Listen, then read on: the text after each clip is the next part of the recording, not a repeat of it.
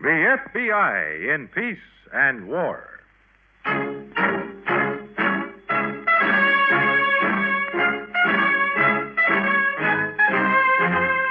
Another great story based on Frederick L. Collins' copyrighted book, The FBI in Peace and War.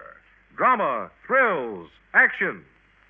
Tonight's story, The Boyfriend.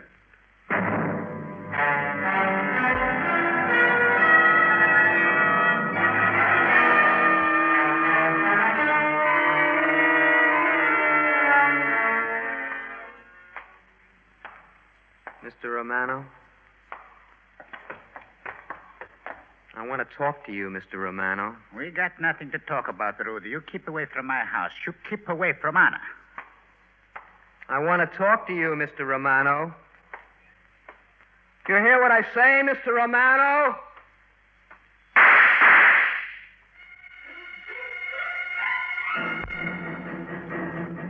Rudy Herron was described in our wanted circulars as 20 years old, dark, slight build, soft-spoken, and a potential killer.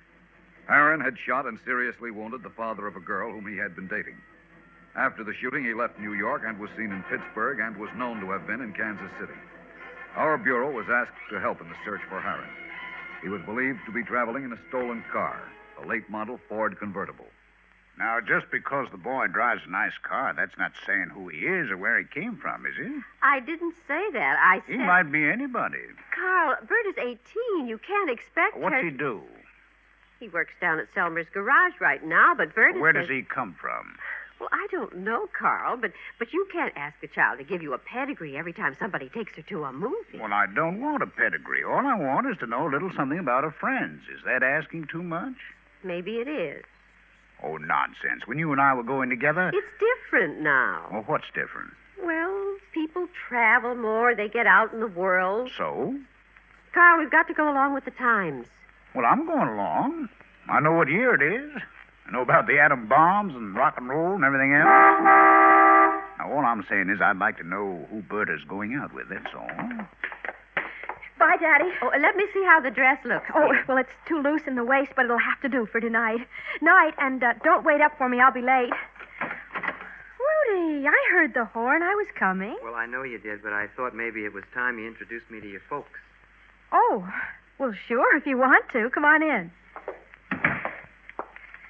Mama, this is Rudy Harrison. He wants to meet you. Daddy, this is Rudy Harrison. Glad to know you, young man. I'm pleased to meet you, Mr. Welch. You too, ma'am. Bert has told me a lot about both of you.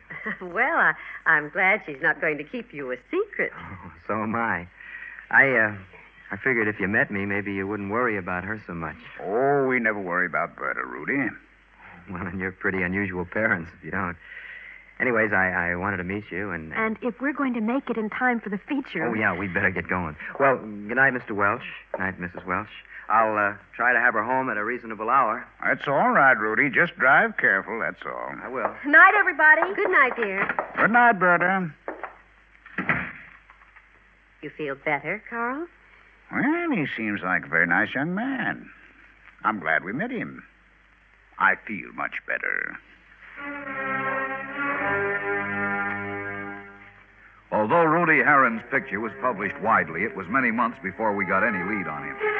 A soldier on leave had been given a lift by Herron, and the two men had become quite friendly during the 200 miles that the soldier, Sergeant Howard Jenkins, had ridden with Herron. Then when I saw his picture in the post office, I talked it over with my CO, and he said I better come in and see you people. Sergeant, when did you take this ride with Herron? Well, that was the beginning of my furlough, March 3rd, 6 weeks ago. Where did he pick you up? Right outside the gate of the post. We got a shed there where servicemen wait for a lift. And where did he let you off? Near Ardmore. Did you get any idea which way he was going after he let you off? No, sir, I didn't. I don't think he even knew. Why, Sergeant? Well, we got to talking about different parts of the country. You know, where he'd been, where I'd been, and I got the idea he was looking for some place to settle down a while. Did he say that? Well, no, not exactly, but he asked me about my hometown, what it was like. Could a guy get a decent job there? What is your hometown? I come from Northport, Oklahoma. It's on the Red River. Did Herron seem interested? As far as I remember, he kind of thought Oklahoma was the end of the world. I guess he was looking for a place to hide out, huh? Certainly sounds that way. Well, we sure chewed the fat about places to live, and he might have stayed right there in Ardmore where he let me off, or he might have gone on to Tulsa or Oklahoma City. You think he seems to like the idea of Oklahoma? Well, it seemed that way to me. I told him there was lots of money around. If he picked one of those suburbs around the big cities, he'd find plenty to do. Do you remember anything else you talked about, Sergeant? Women. No one specific. No, sir, just women in general, and automobiles. He kicked that car of his over 100 on the straightaway to show me what it could do. It was a stolen car, huh? That's right. Never can tell about people, can you? Seemed like such a nice guy, so nice and quiet-spoken.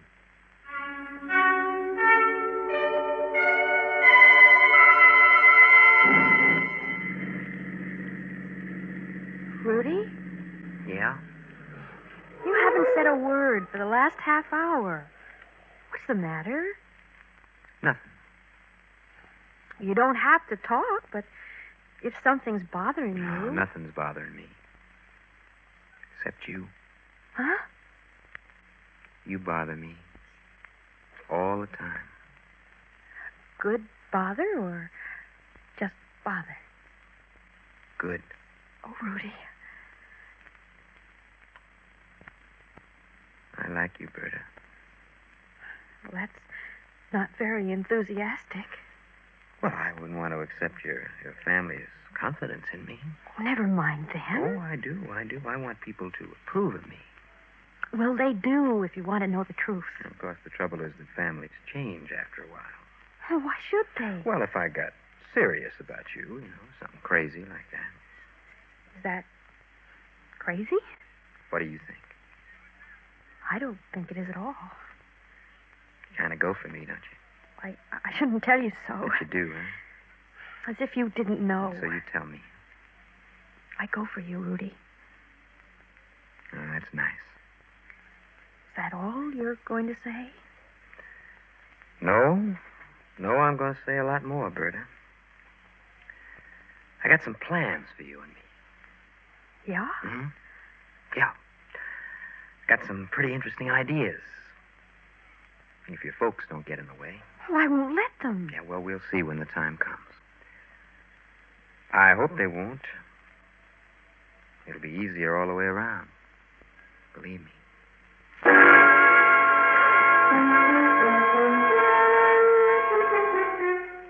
Although we intensified our search in Oklahoma, we didn't feel too certain of this lead until the car stolen by Harron was found in a used car lot near Oklahoma City.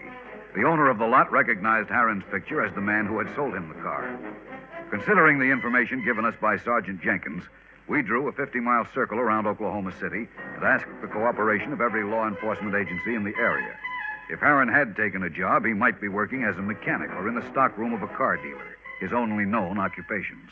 Well, I don't mind a fella being a mechanic. I mean, a mechanic's just as good as the next man. What I mean, Yes, well, what I mean is, it's getting serious. it's bound to sometime, Carl. But what do we know about him? He's been here 3 months. They like him at the garage. Well, Well, why doesn't he ever talk about his family back east? He never talks about anything that happened before he got here. why should he? Well, don't you want to know? Of course, but you know how Berta is. What does he tell her? I don't know, Carl. Well, doesn't she say anything to you? No. I just can't understand young people these days. When I was growing up, Now, you didn't ask your father if you could go out with me. Well, of course I didn't. Well, Well, what? Berta's not me. She's a girl. She just got out of high school, and the first boy she meets... Carl, she's been going with boys since she was old enough to walk. Oh, now you know what I mean. Oh, yes, I suppose I do. But I don't see what you can do about it. Well, I can have a talk with him. I don't think that's a very good idea. Why? Well, it's interfering. Well, all right, it's interfering, but we've got a right And to... he seems like a sensitive boy. He might read I can't help it. I want to know more about him than I do now, and I think the way to find out is to ask him.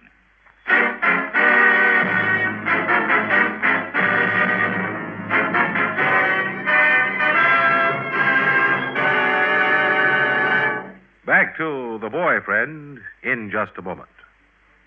How'd you like to make $1,000 easy? Maybe on one of the big quiz shows. The loaded question usually concerns American history. All you have to do is bone up on the answers. Well, let's say the quizmaster asks you, what freedom is guaranteed by the First Amendment to the Constitution.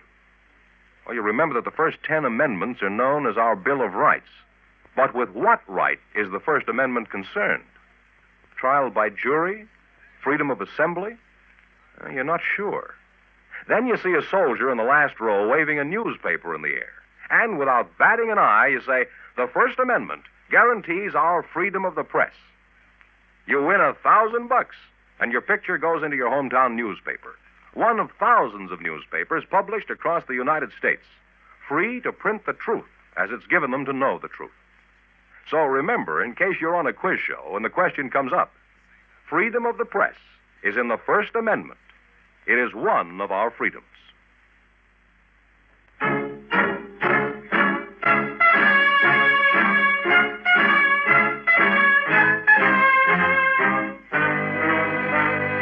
And now, Act Two of tonight's story, The Boyfriend.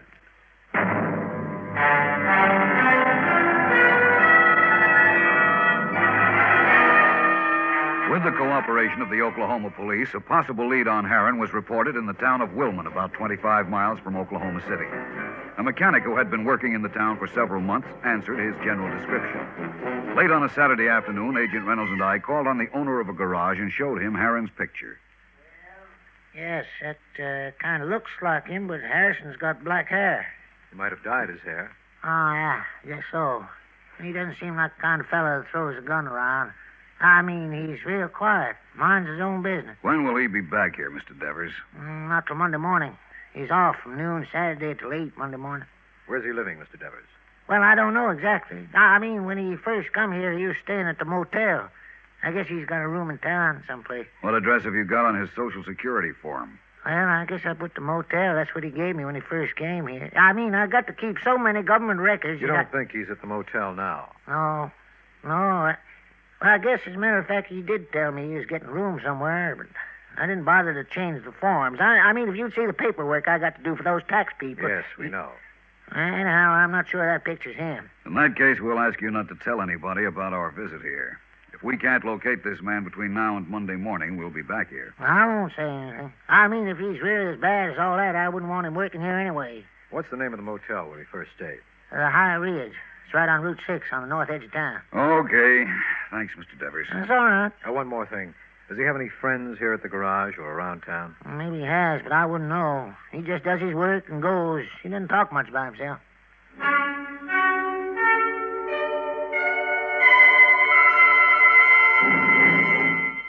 And you're not a talkative kind of fella, Rudy.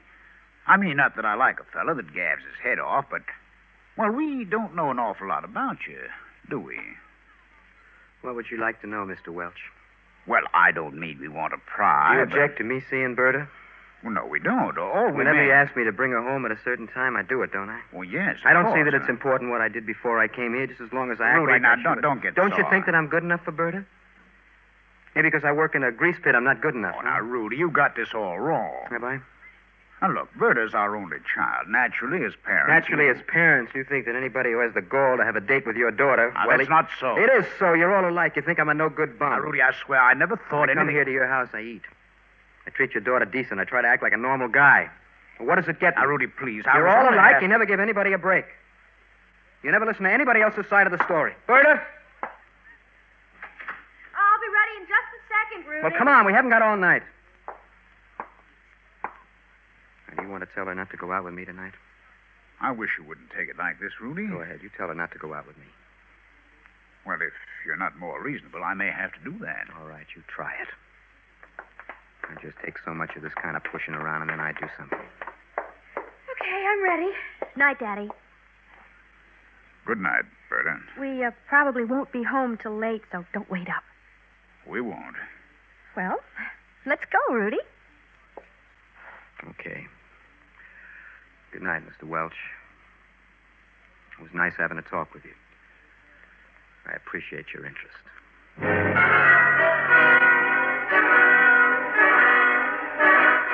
We checked the motel where Heron had first stayed and then began to call at all the houses or apartments where rooms were for rent. On Sunday morning, we located the room where Harron was staying. When we made a search of the room, we found newspaper clippings of the New York shooting, several boxes of .32 caliber cartridges, and a bottle of hair dye in the bathroom. The owner of the rooming house didn't know where Harron was. He told us that Harron had a car and he knew the license number. While we waited at the room, we notified the state and local police to be on the lookout for this car. The owner of the house believed that Harron intended to go for a drive in the country. What do you say, Berta? A nice ride in the country? I can't, Rudy. What do you mean you can't? My father wants me to stay home today. I don't know why. Well, neither do I know why. But I'm going to find out.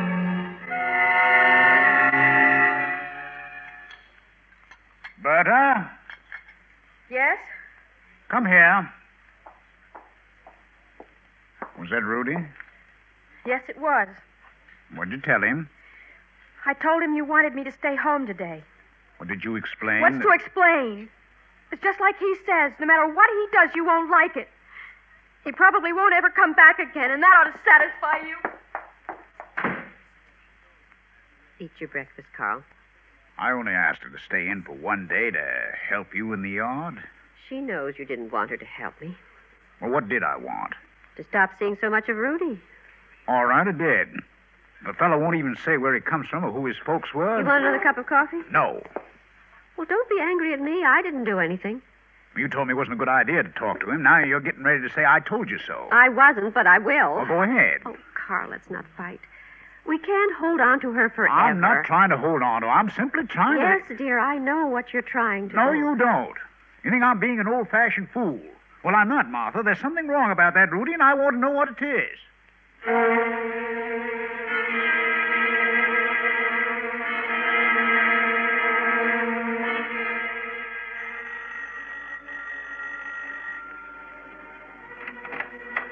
Well, hello, Rudy. Hello, Mrs. Welch. Is Berta home? Yes. Is your she- husband home? Yes, Rudy, but I Well, think never you mind can- what you think, Mrs. Welch. I want to talk to you and your husband. There's nothing to talk about, so you better go, Rudy. Just like that, huh? You don't like me, so I'm supposed to disappear, huh? Blow, just like that. Rudy. I came here for Berta. Now, you go and tell her that I'm here, Mrs. Welch. Don't you talk to my wife like that. What do you think you're... Oh, Now, put away that gun, Rudy. Tell Berta that I'm here, Mrs. Welch. Now, Rudy, Look, Mr. Welch, you were so close to being dead that one word, one move, and that's it. Berta, Martha. I'm warning you, Mr. Welch. I'm coming. Now, you listen to me, the both of you. I am taking Berta for a ride in the car so that we can talk something over. Now, I'm bringing her back. But if you call the cops, or if you do anything to stop us, she'll get it first. Now, is that clear? Now, please, Rudy, if there's something that you and Berta want to say, Mr. Welch, you stop talking. I'm only trying to... Carl, do what he says. Well, are you going to let him... Yes, she is, and so are you. Now, remember, I'll bring her back. So don't do anything foolish. Now, I'm warning you. We waited at Harron's room from 11 a.m. till 2 p.m. Then there was a phone call from the state police. Harron's car had been spotted on State Highway 17. Due to heavy Sunday traffic, the state car had difficulty approaching Harron. And when Harron saw the troopers, he immediately became alarmed. At a crowded intersection, he managed to elude the police car and turned onto Route 75 in the direction of Tulsa.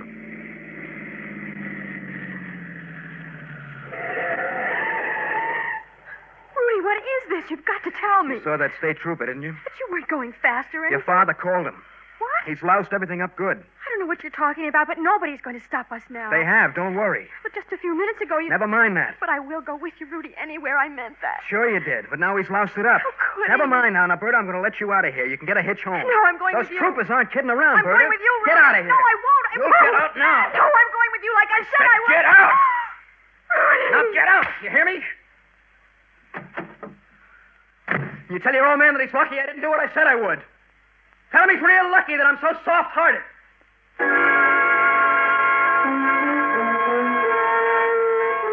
Agent Reynolds and I joined in the pursuit of Harron. At 6 o'clock, his car was spotted on a back road. Minutes later, he ran out of gas, stopped, and ran into a wooded area. A police cordon was thrown around the area, and as darkness came on, we used searchlights and loudspeaker equipment.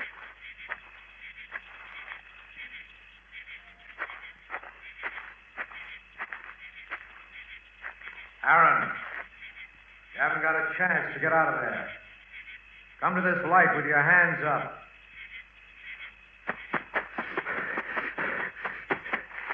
Aaron, stop. Come to this light with your hands up.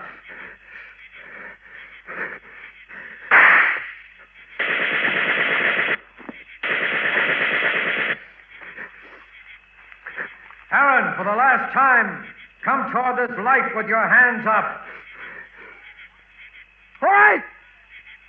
All right, I'm coming.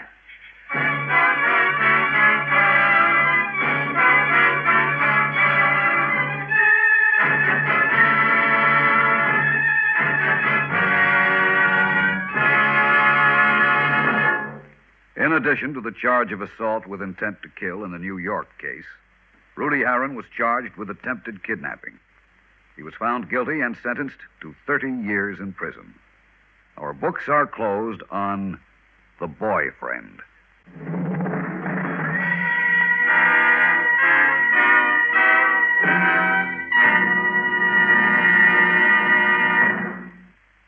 This is Jim Amici.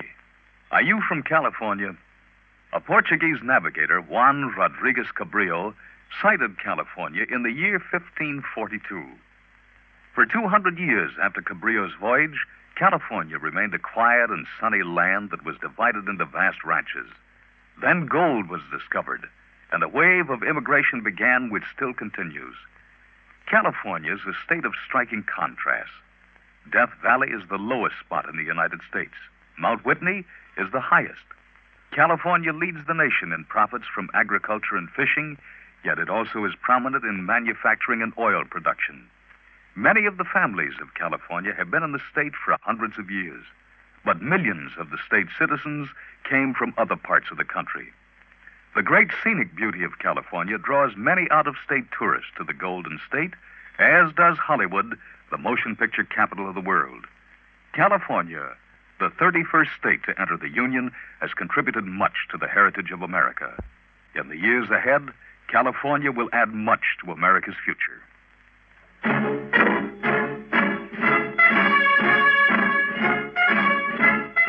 In tonight's story, Rosemary Rice played the part of Berta Welsh. Bob Reddick was Rudy Harron. This radio dramatization for the FBI in Peace and War was written by Louis Pelletier. These programs are produced and directed by Betty Mandeville. All names and characters used on the program are fictitious. Any similarity to persons living or dead is purely coincidental.